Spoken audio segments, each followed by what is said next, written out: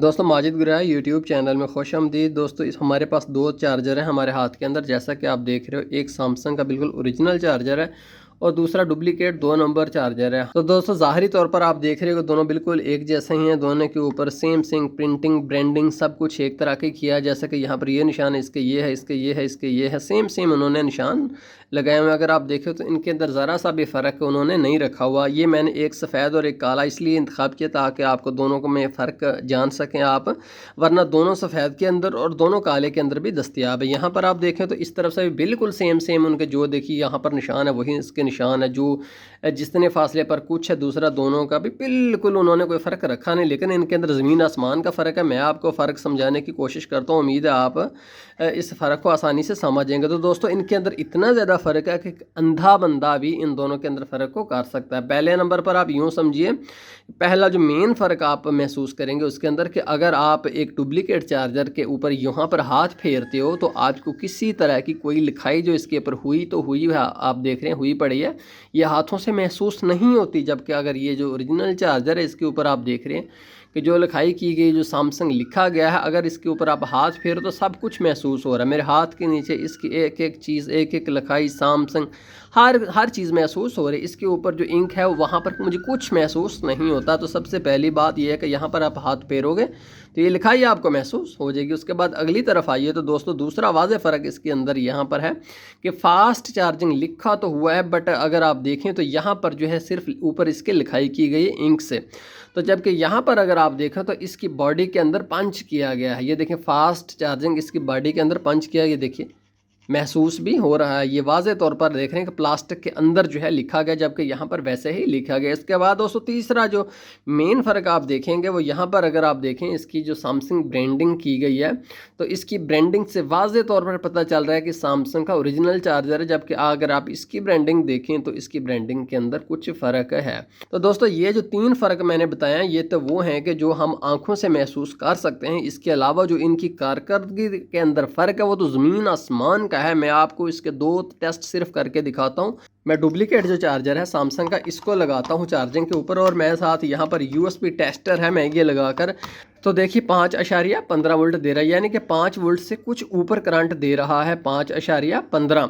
तो जबकि अगर आप ओरिजिनल चार्जर जो है उसको देखें तो उसकी वोल्टेज कितनी आती है, तो देखिए इसकी वोल्टेज 5.02, तो उसकी वोल्टेज ज़्यादा आ रही थी ना, जो 2 नंबर था, हालांकि है ये 2 नंबर, इसकी वोल्टेज जो ज़्यादा आ रही है।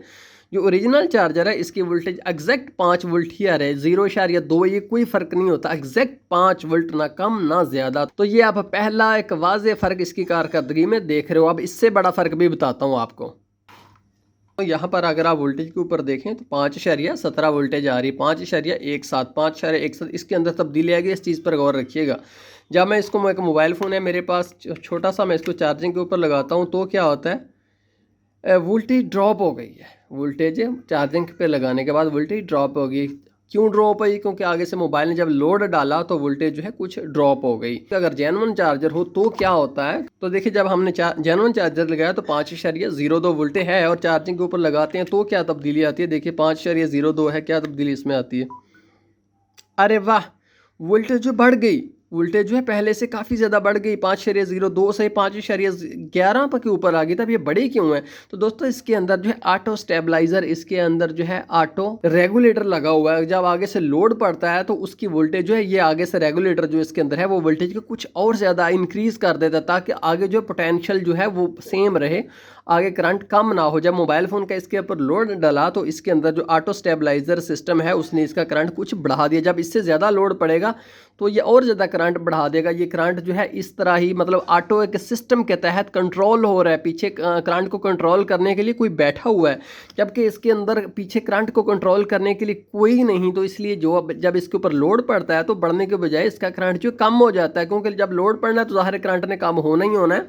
तो ये दोनों के अंदर एक वाज़ेह फ़र्क होता है इन दोनों के अंदर। यहाँ पर अगर वोल्टेज जो है बिजली पीछे से काफ़ी कम हो जाती है तो इसके अंदर जो ऑटो सिस्टम है वो फिर भी करंट को उसी लिमिट में रखता है, करंट को नीचे नहीं गिरने देता। जबकि ये जो है जब करंट ज़्यादा होता है तो ये ज़्यादा करंट देना शुरू कर देते हैं, जब बिजली कम होती है तो ये कम देना शुरू करते हैं। कोई इसके अंदर जो है ऑटो स्टेबलाइज़र सिस्टम इसके अंदर नहीं है। अब इसके बाद मैं आपको तीसरा एक और बड़ा फ़र्क दिखाता हूँ।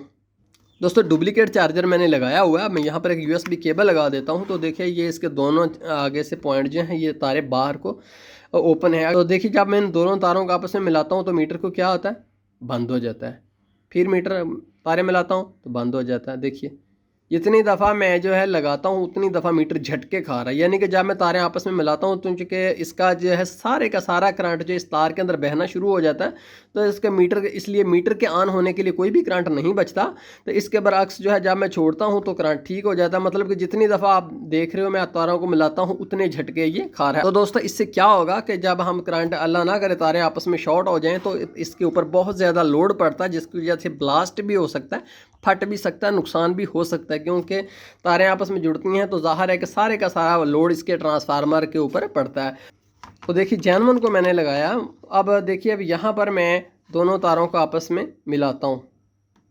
मिलाने के बाद मैंने तारें अलहदा भी कर दी, लेकिन अभी तक मीटर बंद है। फिर देखिए झटका दिया, फ़ौरन मीटर ऑन नहीं हुआ, 3 सेकंड का लेट होता है। अब इसके अंदर देखिए फिर तारे में 1 सेकंड के लिए मिलाता हूँ, बट मीटर जो है वो काफ़ी देर बंद रहता है। फिर 3 सेकंड के बाद ऑन होता है। देखिए एक झटका दिया, अब तारें अलग-अलग हैं, जबकि मीटर 3 सेकंड के बाद ऑन होता है। अब दोस्तों इसके अंदर क्या चीज़ है, तो इसके अंदर एक सिक्योरिटी फीचर है कि जब कभी आगे से शॉर्टेज होती है तो ये पीछे से ज़ोर नहीं लगाता रहता भी ताकि ये सारा कुछ जल जाए। तो देखिए तारें मैंने मिलाई हुई हैं, कोई भी नुकसान नहीं हो सकता, क्योंकि 3 सेकंड के लिए ये एक लम्हे के लिए करंट छोड़ता है। जब ये आगे शॉर्टेज देखता है तो ये करंट को बंद कर देता है। इस तरह ये 10 दिन भी लगा रहा तो किसी तरह का कोई भी ख़तरा नहीं, जबकि ये चार्जर अगर लगा रहा कुछ देर तो ये ब्लास्ट कर जाएगा। तो मैं तारें अलहदा करता हूँ तो फिर देखिए 3 सेकंड के बाद ये ऑन हो जाएगा। तो ये इसके अंदर बहुत ज़बरदस्त सिक्योरिटी फीचर है, तो इससे ब्लास्ट का किसी भी तरह का ख़तरा नहीं होता। तो दोस्तों मैं उम्मीद करता हूँ कि आप समझ गए होंगे कि एक जेन्युइन सैमसंग के और एक फ़ेक सैमसंग के अडाप्टर के अंदर क्या फ़र्क होता है। तो बहुत शुक्रिया माजिद ग्राही यूट्यूब चैनल देखने का। एंड पर वीडियो को लाइक करने की रिक्वेस्ट है।